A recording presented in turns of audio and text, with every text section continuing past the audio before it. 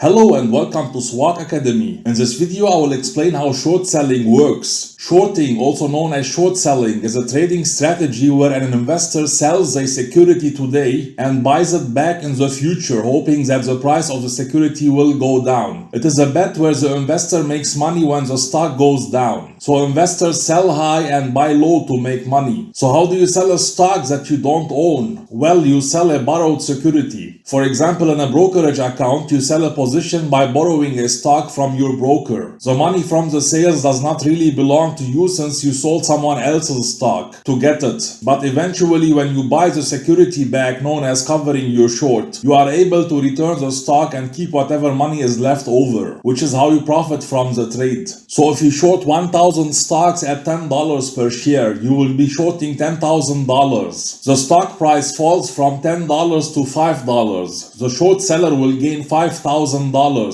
since he will be able to buy the stock back at the lower price and keep the remaining value. On the other side, if the stock price increases from $10 to $15, the short seller will be down $5,000. To short a position, an investor needs to post what is known as an initial margin of 50% into their account to act as a buffer should the investment lose value, which means that the short seller must have contributed $5,000 on his own funds at the beginning of the example. The amount still belongs to the investor, but it is held as a collateral by the brokerage to make sure that the investor can afford to buy back the shares in the future. The short seller will also be responsible to what is known as margin calls, a process that occurs when the margin becomes insufficient. For example, when the shares price rises to $15, the short seller would receive a margin call to replenish their cash buffer, what is known as maintenance margin. So you can only short in a margin account. This adds leverage to the investor return. I will explain this in this example. Let's say that the share price decreased to $5. The short seller will gain $5,000. However, since he only contributed and invested only $5,000 from his money in the initial margin, his return is 100%.